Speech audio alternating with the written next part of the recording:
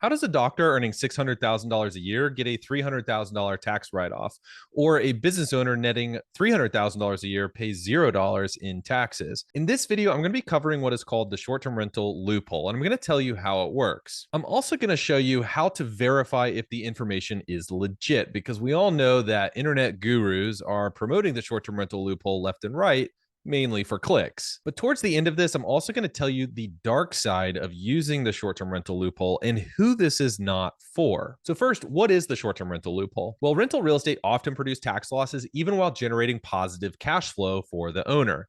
This disparity is thanks to a concept called depreciation, which is meant to track the deterioration of a rental property over time. And every year, a landlord gets to take a deduction for depreciation, which increases the deductions generally above the total revenue that the rental brings in, thus creating a tax loss. In a perfect world, landlords could use losses from their rental real estate to offset their active income, like their W-2 income or their business income. And in fact, they were able to do that prior to the passing of the passive activity loss rules back in 1986.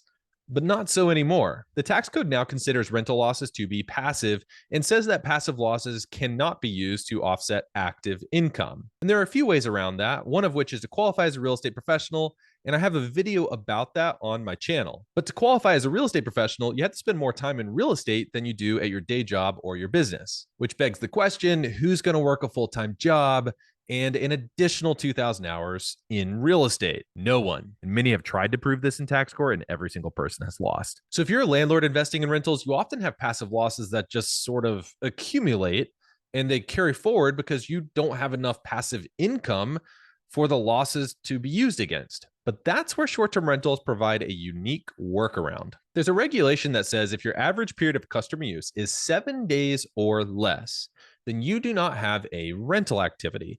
And remember, real estate professional status applies only to rental activities. So if I don't have to be a real estate professional because I don't have a rental activity, then I don't have to worry about the whole work more in real estate than my day job issue, which means that I can work a full-time job or run my business full-time and use short-term rental losses to offset all of my active income.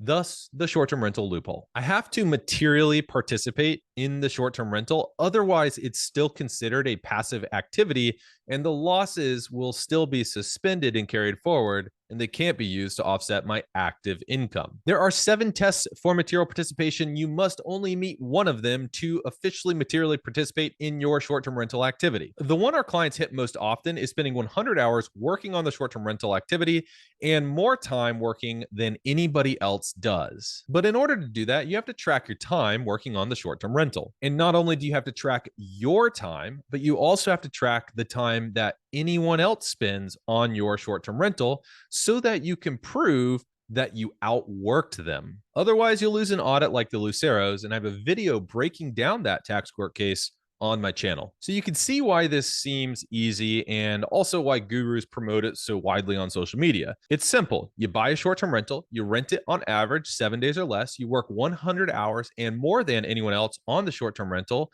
Do these 3 things, run a cost segregation study, get bonus depreciation, and you get a large tax loss that you can use against your active income. But who shouldn't do this? The first type of person that should not run this short-term rental tax strategy is anyone that is scared of an IRS audit. IRS audits of short-term rentals are on the rise. I have a video of this as well on my channel.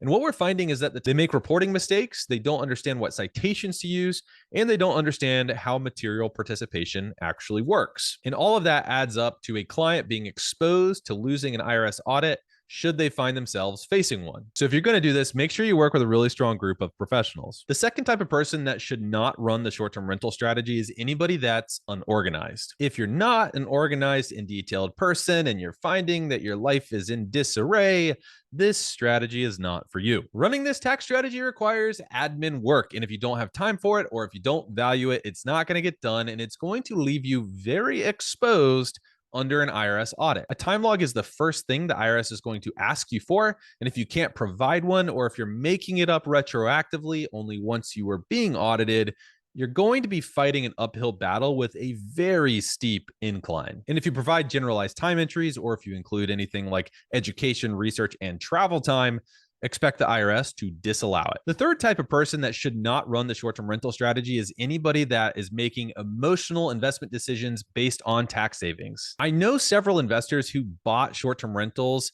in saturated areas like the Smokies at the peak of the short-term rental boom a couple of years ago. What was their primary buying motivation? Tax savings. But that's not very smart. Tax savings should be viewed as a cherry on top of a sound financial investment. The number one goal of investing in real estate is to build wealth, not save on taxes. So if you find yourself drawn to the tax benefits as the primary motivator for investing, it could expose you to skipping critical parts of due diligence and investing in assets that you don't fully understand. The last group of people that should not be running the short-term rental strategy is anyone that does not understand excess business losses. Excess business losses are relatively new rules that came around thanks to the 2017 Tax Cuts and Jobs Act. Basically, the rules limit your ability to claim business losses in excess of your business income. Most real estate investors don't have business income. They only have losses from their rental real estate, which are business losses. It's important to know how these rules impact you because you don't want to invest in short-term rentals, generate a lot of tax losses, and then be super surprised during tax season realizing that you can't actually use all of your tax losses. In summary, the short-term rental loophole is a great tax strategy for the right type of investor. Check out the other videos on my channel to learn a little bit more about the nuances, especially as it pertains to IRS audits.